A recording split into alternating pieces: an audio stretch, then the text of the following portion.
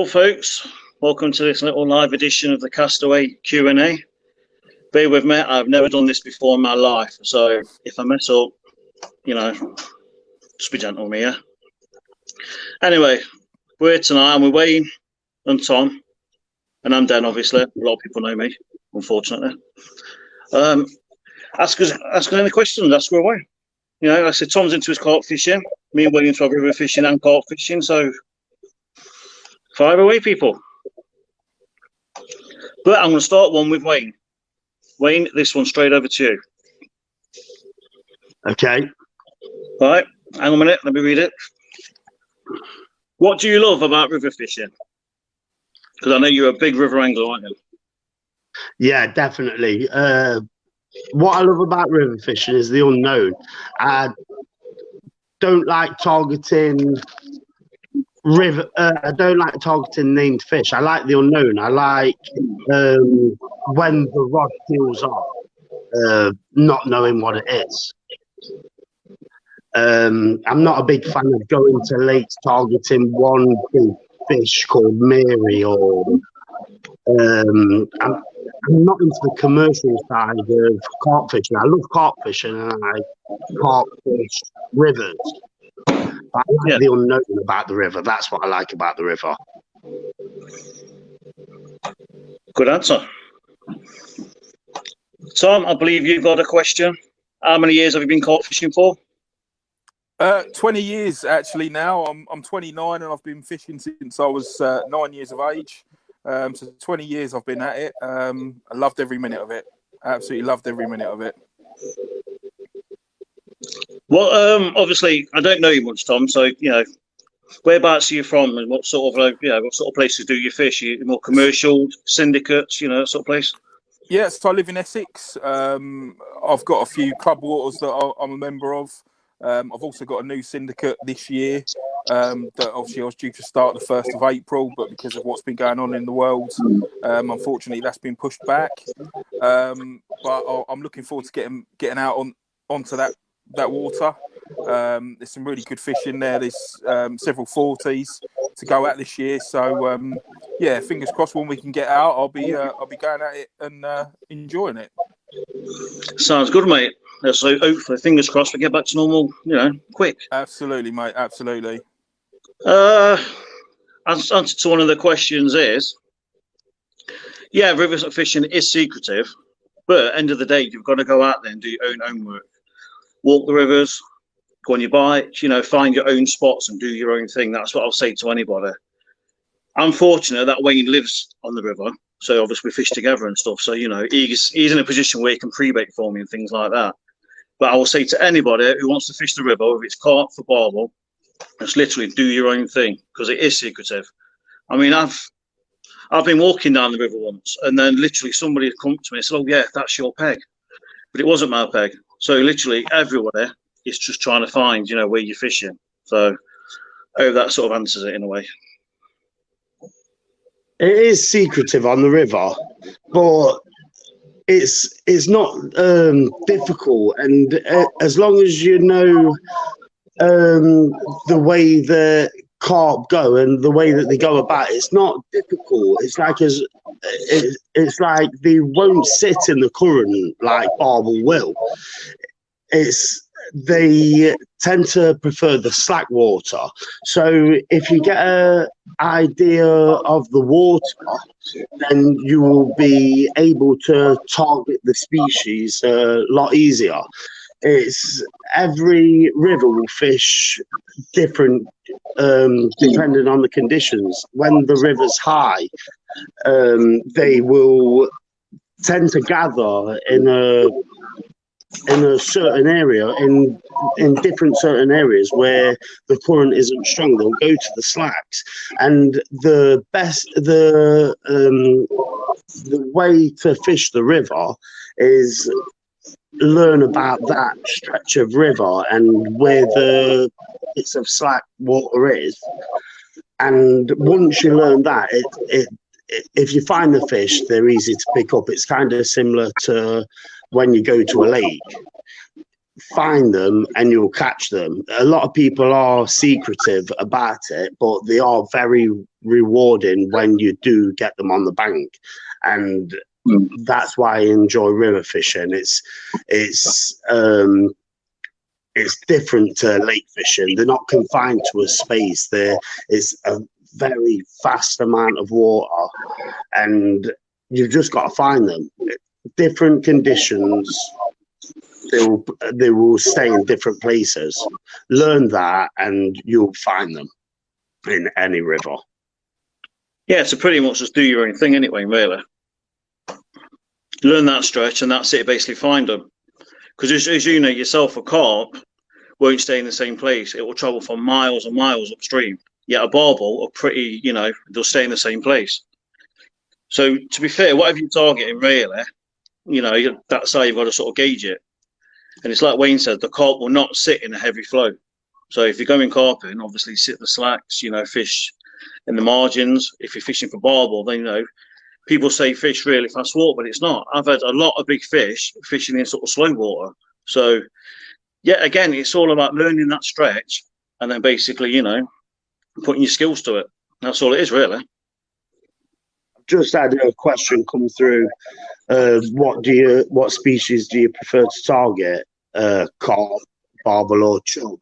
And it's a difficult question because they are all good fish to target, but it's when you're targeting carp and you get a chub, it's like you're fishing too heavy for the chub. I like to target chub, but I like to target chub on lighter gear in the flow where they have a chance. We're on light drag and trotting bread down, and they are really enjoyable to catch. But they can. It's not as enjoyable when you're targeting carp and you pick up the chub. It's like with barbel, they are a fish I like to target in the winter because they work with the flow, and they're a fight no matter what. In the winter, they will fight a lot stronger than the carp will. The carp tend to stay in one spot. In the colder water, the barbel will carry on moving through the winter. The reason I like to target the barbel through the winter is they're at the better weights, and they're at the better weights, and that is when you're going to pick your PB up. In the summer, they fight just as well, but I like to target the carp through them because they're moving, and that's when I'll target the slacker water, but the chub as well. But it's just all different types of fishing. There's that's what's good about river fishing. It's there's so much to target through there, even grayling and everything. There's just so much to target. And there's so many different styles, isn't there, Wayne, as well? Like I say, you fish over it, then you're going to get the big ones. You find it down, and like I said, the chances are you're going to catch a grayling.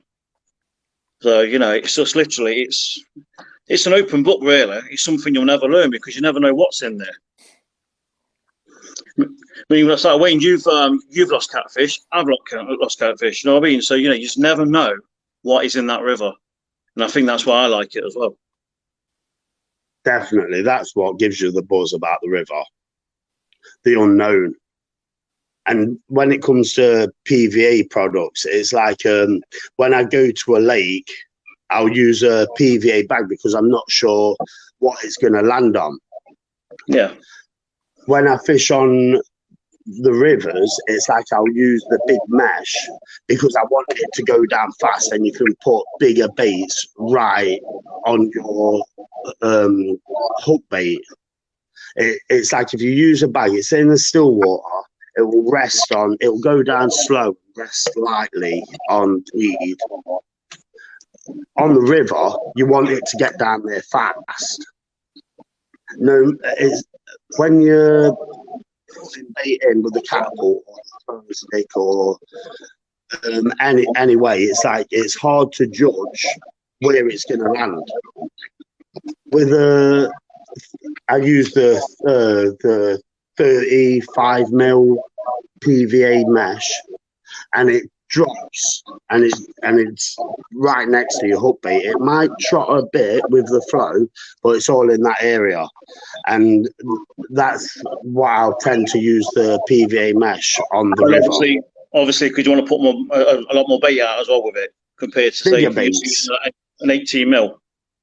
Yeah, exactly. Yeah. I do fish big baits on the river. I use like there's a lot of carp anglers on this following, but on the river, it's bigger baits. It's like I'll always use bigger baits on the river to try and eliminate the smaller barble. And bream as well, obviously, because they can be a pest, as you know, when I fish with you, Wayne. I fish big baits, fish and I still get nailed. So, you can imagine if I was fishing a lot smaller, what I get nailed by, can't you? Yeah, definitely. And as you know yourself, Wayne, as well, it doesn't matter what rig you use on the river either. Literally, keep it simple. Yeah. Like with carp fishing, you get like your Ronnie rigs, your D rigs, like there's 1,000 different ones. Yeah, you get your Ronnie rigs, your Dave rigs, your John rigs, every rigs. But yeah, literally on a river, keep it simple. Straight knotless knot, and that's it. That's it. Yeah, simple. It's just like it's a hair rig with a long hook link. Simple hair rig, and it works. You don't have to complicate things. Obviously, if you're fishing for barble, obviously extend your hair link. I know what I mean, because when you're fishing for carp, you keep it like say small, don't you? Obviously, when you're fishing, definitely keep it long, because obviously they don't get spooked because they're quite finicky fish. So, with barble, I keep it long because you have your rods high and the line straight to the lead. So rather than them spook around the line, your bait's away from your lead, because what barble tend to do is they pick the bait up, and if there's something wrong, they go with the flow. So you're gonna make contact with them. With carp, they're much finicky. They tend to stay there and suck and blow, and that's why you want your rigs short when you can. So when they pick the bait up, they make contact with the lead. But with river fishing, it's slightly different because they tend to stay away from your direct line that goes to the lead. So you keep a distance away from that, and as soon as they think something's wrong, they tend to pick it up and go with the flow. Hence why it's best to use a longer link in, obviously, if it's clear water. Because obviously you need to try and eliminate any sort of, what's going to spook them. Yeah, definitely. Right, Tom's turn. He seems very quiet there. He looks bored. No, it's very interesting. The question just come through is, basically, if money and time was not an issue, what would you most like to spend your time fishing, both UK and overseas? For me, that's quite a difficult one, really, because I think there's so many incredible waters, both in the UK and abroad.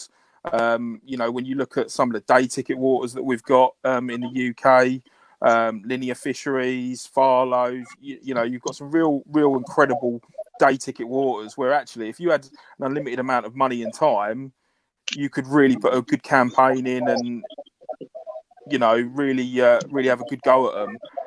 And it's the same goes with abroad, really. You've got some fantastic waters. I've been lucky enough. I've been fishing France since I was 14.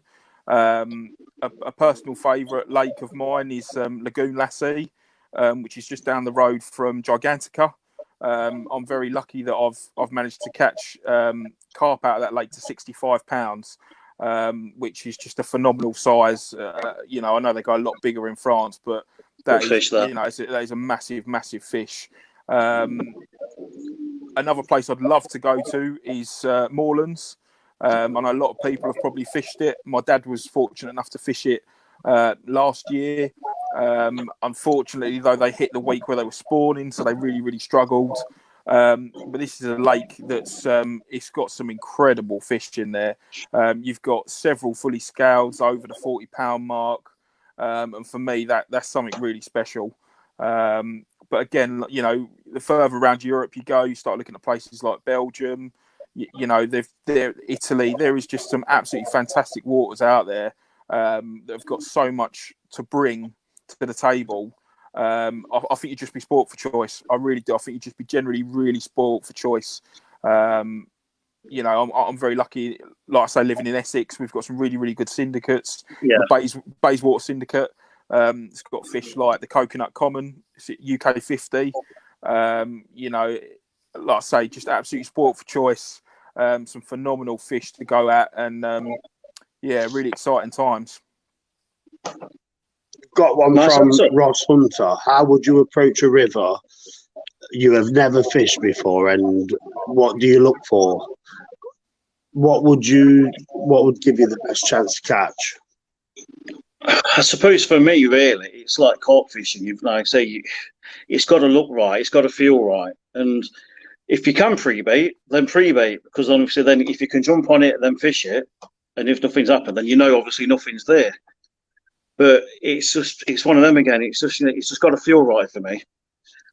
And obviously I know it's controversial, but I've got a deeper as well, so at least I can get there, and I can get a feel of the bottom. You know, I don't use it to find the fish. It's more if they are going to be there or not, because obviously, you know, if the ground's not right, they're not going to live there. They can't feed on it. So, you know, I say to me, it's got to feel right. And it's literally, you know, that's one of my number one tools.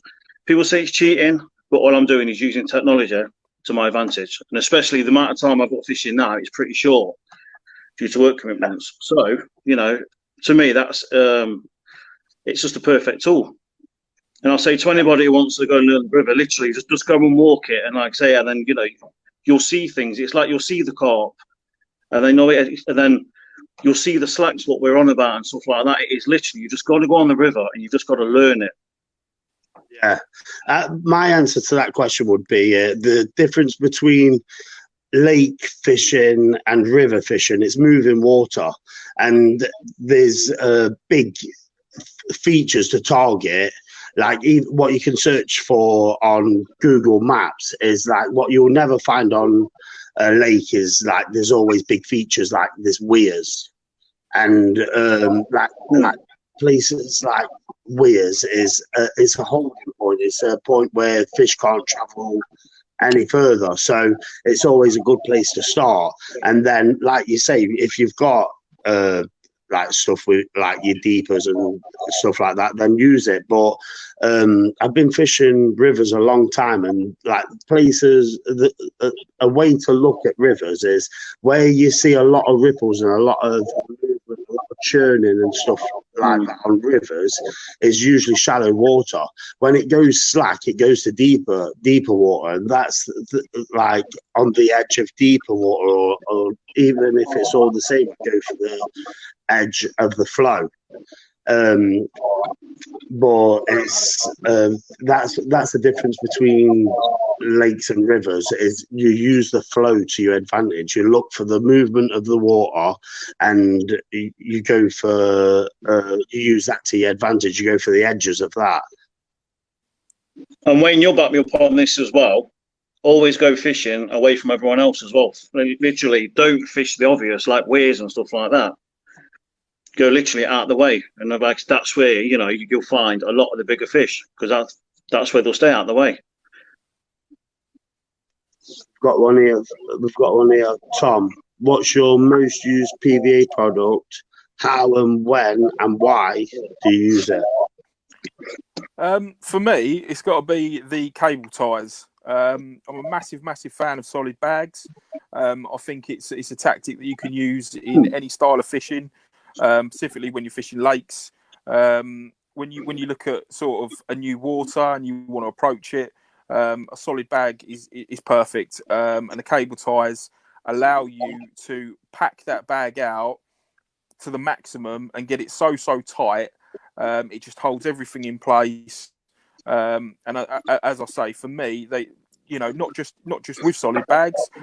If you need to be instantly dropping a lead, you can use the cable ties to ensure that lead's still on there as you cast it out, and then as soon as the fish takes, bang, the lead's gone. Because the cable tie, you know, it will last maybe a minute, 2 minutes on there. It's not going to stay on there very long.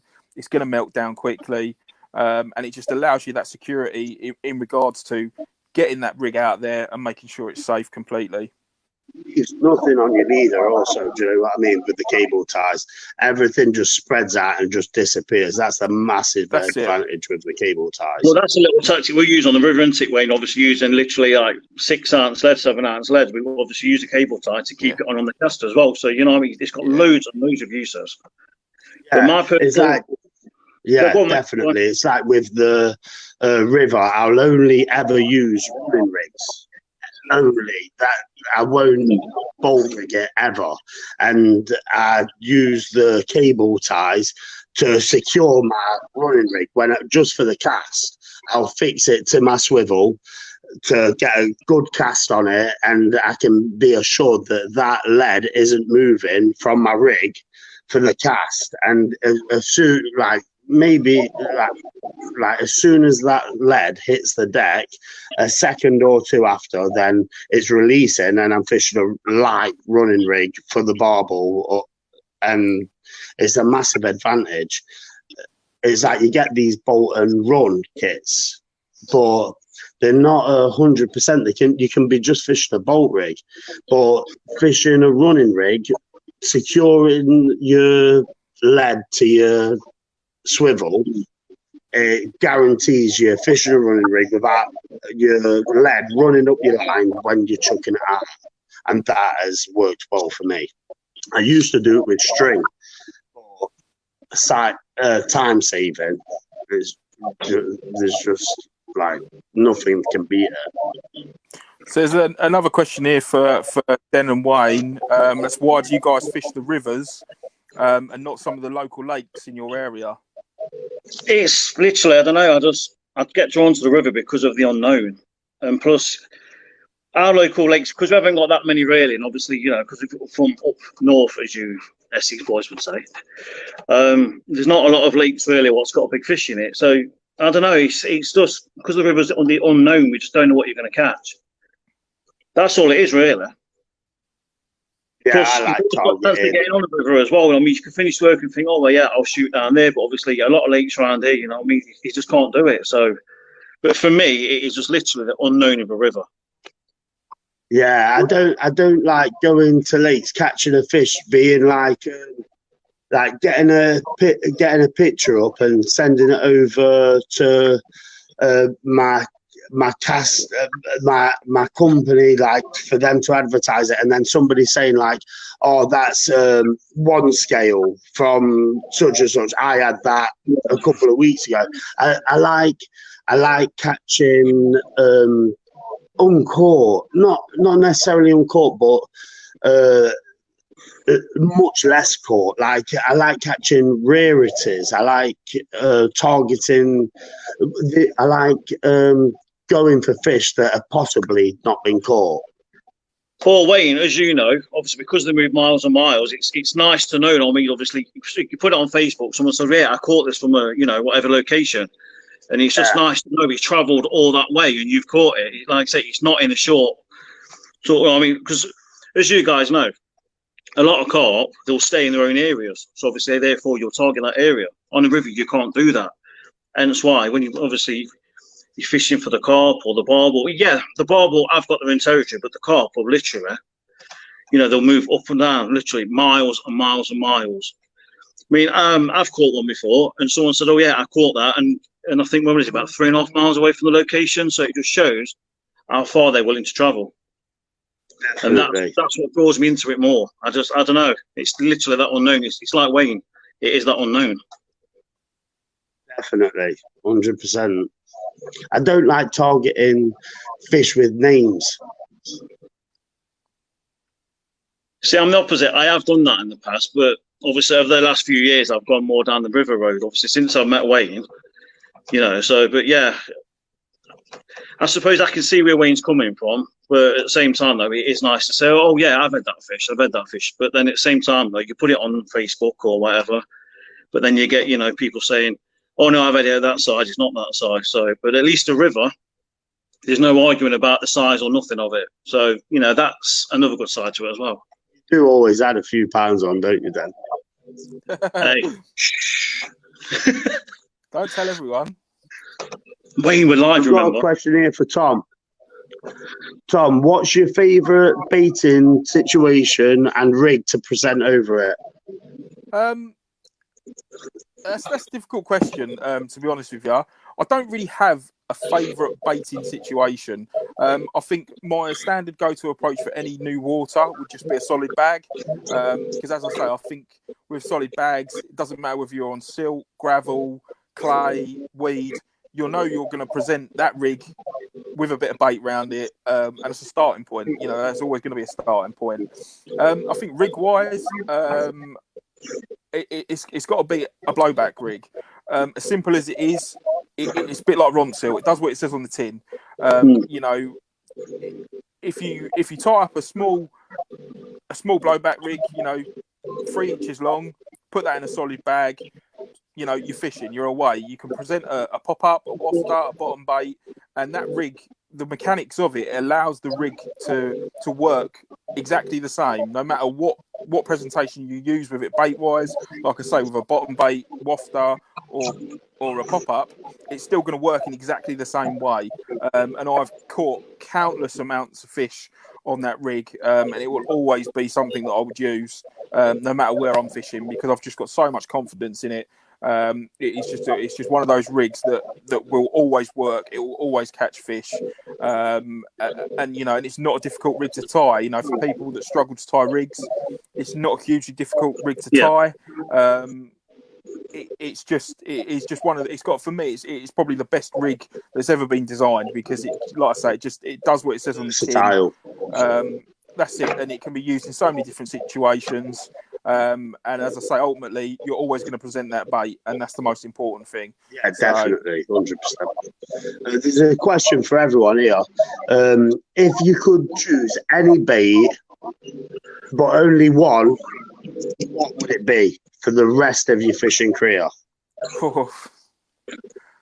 I suppose carp fishing, I'd say sweet corn, because you know what, carp don't like sweet corn.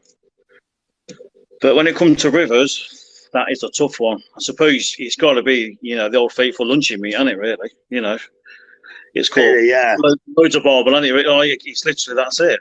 You know, there's no other sort of bait you can use on the river really. What hasn't caught a big barble? So that's. See, I'm different with that. It's like sweet corn. I can see where you're coming from, but if I could choose one, it would be a fish meal bait for me. Like it's like a hardened fish meal bait. It's like with natural baits, I've not got the confidence to leave it in for long periods and be confident that it's still there. It's still acting as it should, and so that's why I favour boilers. But I've always favoured fish meal over sweeter baits, over like a bird. I've always favoured the fish meal because I can catch on fish meal in the winter, and it's what I always tend to use on the rivers anyway. And then when from what I've learned, all my experiences on the river, I've took to the lakes with me, and so that's why I just favour fish meal. Yeah, so I'm the total opposite to you, Wayne. Like for me, obviously I work for a bait company. I'm very lucky to be in a situation that I work for a bait company. But for me, it would be super fruit from DT baits.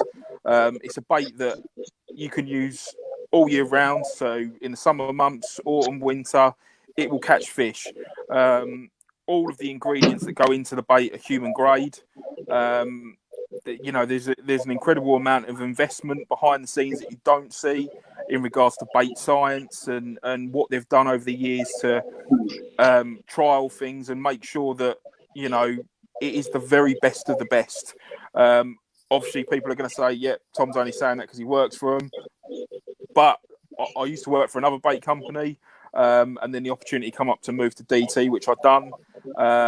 And I wouldn't go anywhere else. That there's the honest truth. The bait is incredible. If you get a chance to have a look at it, please do, because it's changed my fishing. It has absolutely changed my fishing since moving back onto it. Really has. I believe I've got a question. Why do you think the carp travel so far? Well, I look at it this way. In a lake, they can only travel so far in a lake. They can just go around in circles. In a river, they can go as far as the next weir. And like I say, I don't know, they're just more nomadic in a river. That's all I can say really about that. Like I said, they've just got a lot more where they can go to. I mean, it's like us, for example, you know, if we could, it's just like enough, obviously during lockdown, we can only stay in our own house. But if we can go further, we'd go further. And it's, you know, it's the same with them, really. I mean, the creatures, you know, they're looking for food. So that's it, really. That's all I can say. Yeah, I do think, like with the travelling, I think that they've obviously got the different spots for different times. Like they'll have the preferred spawning spots to go to, where obviously it's shallower water, where the fry will have a better chance, and that's what I've always found with carp on the river.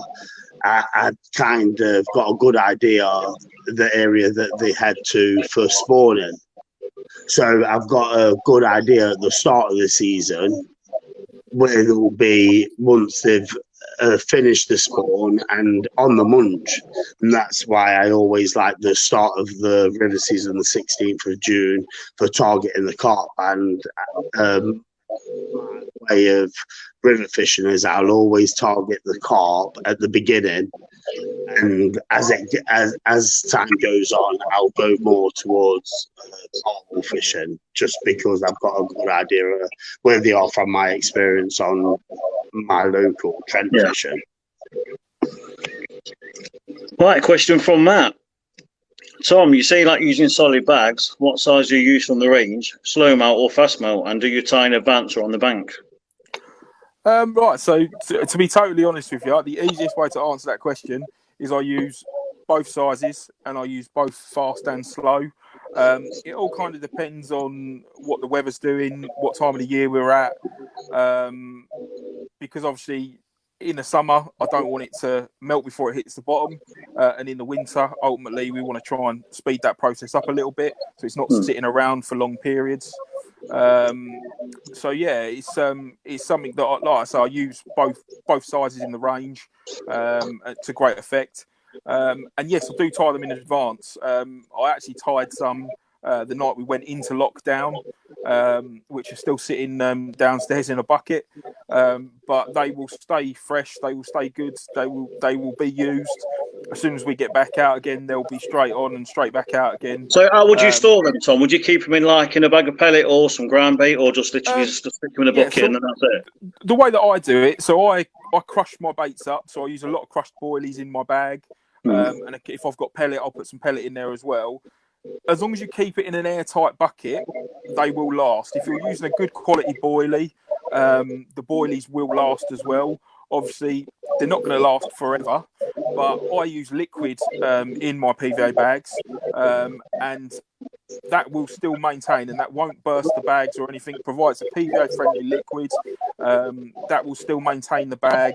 And as I say, the bait inside will just soak that liquid up, and they'll still be as fresh as a daisy and ready to go as soon as we can get back out fishing again. And as I say, I won't change anything. I won't retie them. They'll still look good. They still smell good. They'll still maintain the shape and size. Yeah. So yeah, for me, I always tie in advance because a lot of my fishing is quick overnighters. So I need to be set and ready to go. So as soon as I've had a fish, bang, get another bag straight back out again. So basically, you want to maximise your time fishing, really. Yeah, which makes sense. Absolutely. Yeah, absolutely. And that's the quickest way to do it. Tie bags in advance. Sometimes I do it weeks, months in advance. They will last. You use a good quality boilie, they really will last, and they are just as effective. Nice little tip, that. Yeah, I'll try that in my own fishing. I'm not really a fan of solid bags, but it's one of them where I keep meaning to try it, but because I like PVA mesh so much, I just I stick to what I'm doing. So yeah, that's it. We have got another question. What mainline do we use? Well, I use £15, but it's GTHD. A simple fact is it's abrasion resistant. I won't use a leader on your tubing. The simple fact is, when you're fishing on a river, especially for barble, you're sort of fishing like that. Your line's like that. So if you can imagine your tubing going up the line or your leader, fish are going to spook off that. So literally, I just keep it as naked as I can. The only time I will use a leader is if I'm fishing the margins for carp. Then obviously because it's pinned down anyway, so and I'll fish it slack. But yeah, I'm slightly different to that. Leaders.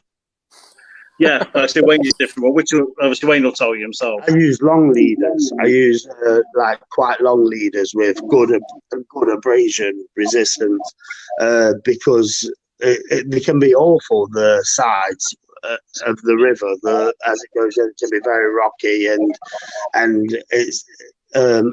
You just don't know what's down there with our snag it is. I always use a strong main line, just for the simple fact of, especially when I'm targeting carp on the river, I'll fish like slacks, and the very beginning of slacks where it's like on an island and stuff like that. So as soon as it goes into slack, I want to be the closest to that as it's the flow and the slack right there, and I fish locked up and very close to my rods. When I'm doing a few nights, I will loosen the drag off a bit, only because I don't want to lose my gear, but I will be fast on it, and I fish strong mainline to move them away from going around the back of the island.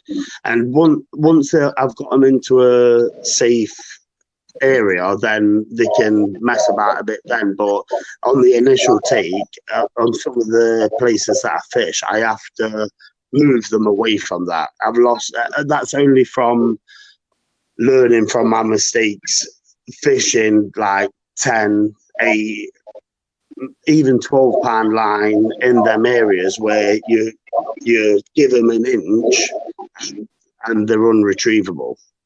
So I fish a good leader because they'll wrap around things fast, and I fish a good main line to get them out of that area instantly.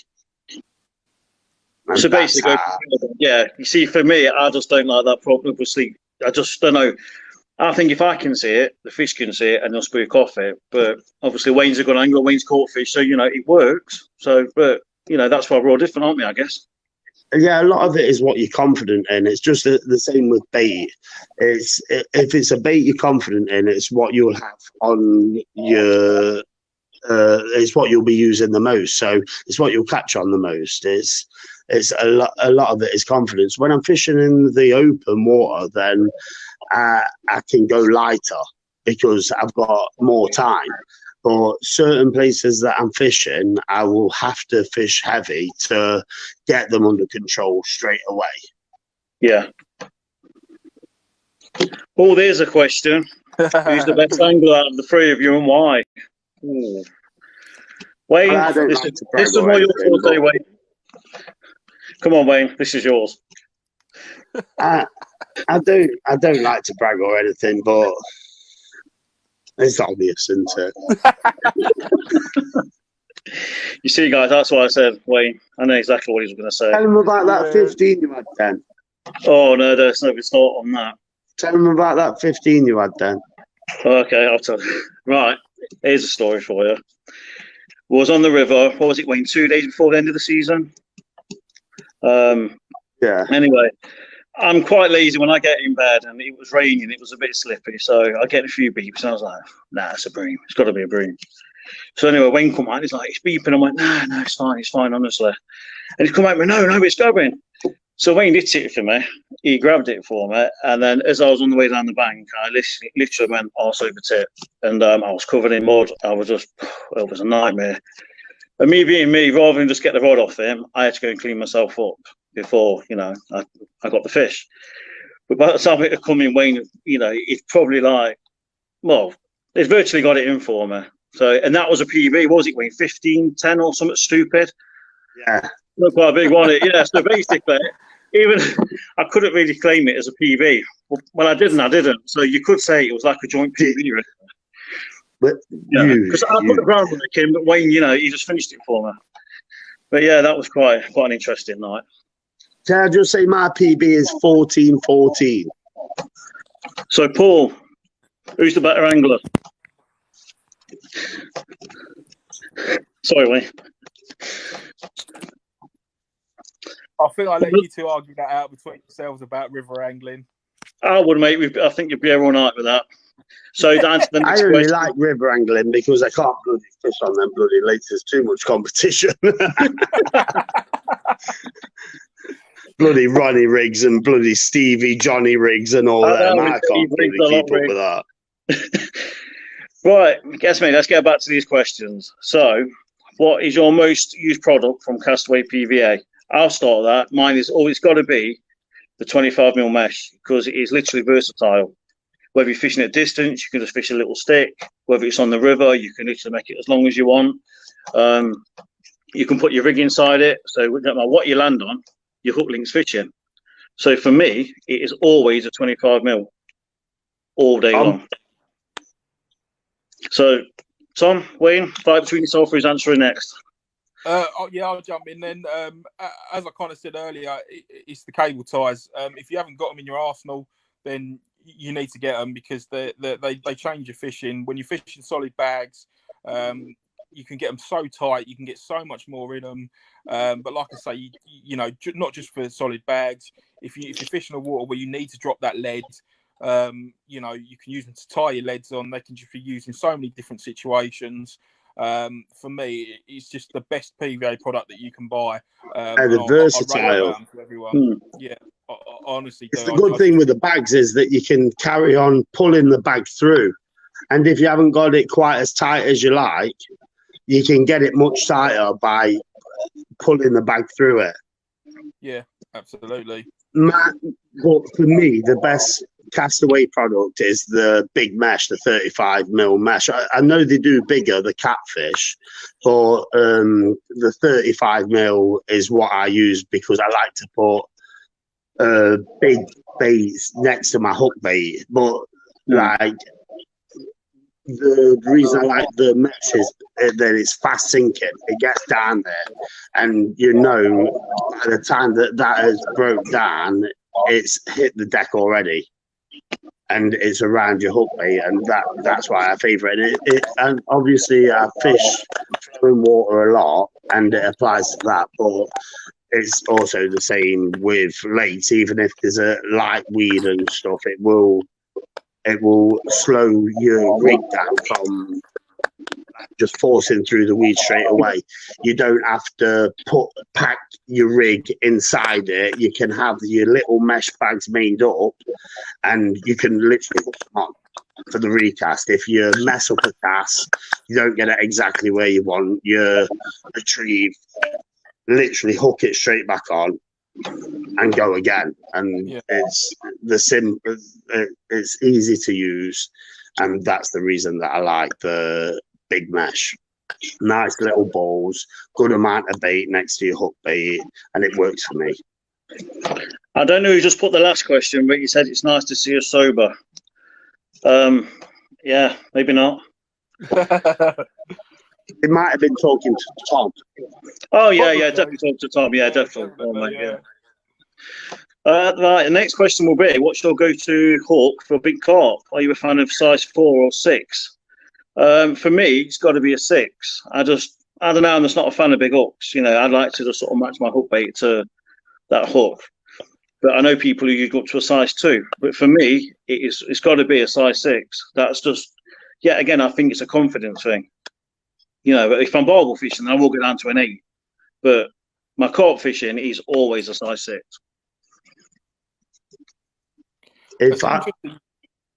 Go on, mate. You go. My answer to that is it depends where I'm fishing. If I've got to pull them away from snags, and if the fish are fished for a lot, how confident they feed. If it's a snaggy area where I've got to get the net under them really quick, then if I can get away with a 4, I will use it. And it just depends on the situation where I'm fishing. Like, because I fish with a friend at a marina, and they don't get fish for a lot. They're quite confident feeding, but where people tie the boats up and stuff like that, there's a lot of like snags and there's a lot of stuff on where people moor up to, where it will cut through if you're using leg or armor cord or whatever kind of leader you're using, it will slice through it like butter. So if I'm fishing a little area than that, I will use a pole to try and get the net under him quick, but I don't like fishing that heavy. Yeah, well, same here. I've only ever really fished a size 4 when I'm in France, and that was literally fishing right in lilies. So yeah, that's the only time I would ever do. But mainly for me, it's a 6. Yeah. Tom? Yeah, I'm kind of the same, really. So a lot of my fishing, I will use size 6 hooks. But to be totally honest with you, my biggest carp that I've ever caught, and all of the bigger fish that I've ever caught have all come in size 8 hooks. I honestly don't believe that this fascination that you need a big hook to catch a big carp is true. I've landed carp to 65 pound on size 8 hooks. You know, and that's it's something that I've always done. I've just never been a big believer in massive hooks. I will go to a slightly bigger hook depending on the size of the hook bait. But ultimately, if I'm fishing a 12, 15 mil pop up, or a hook bait around that size, a size 8 for me is perfect. I don't feel that I need to go to like size 4s and 2s like you see some people do to catch carp.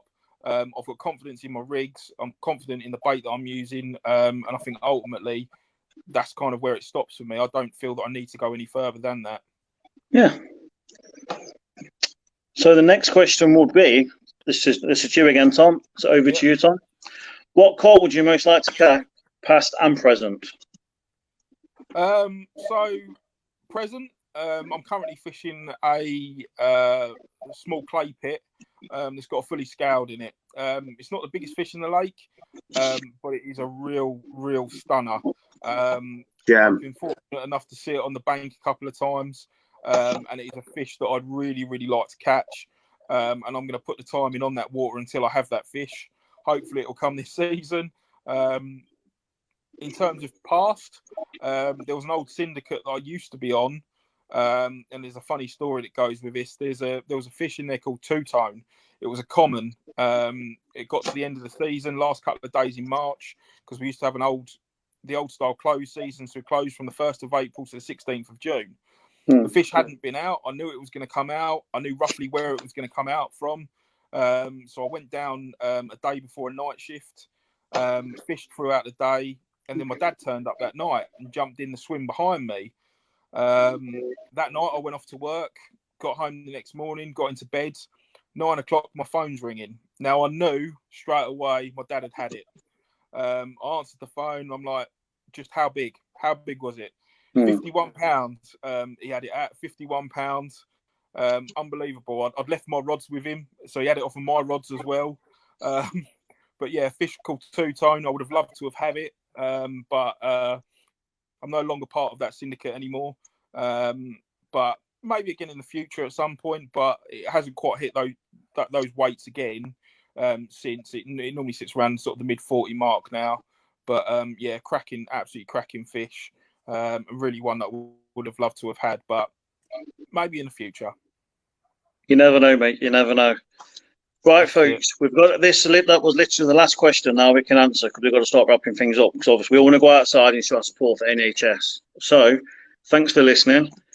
Thanks for putting up with us. And I hope, we haven't messed up too much, because it is our first time, end of the day. And hopefully we'll see you again soon, guys. So you take care. Thanks, and guys. All the best. And more importantly, stay safe. Stay at home. Peace out. Cheers, guys. Stay safe. Thank you.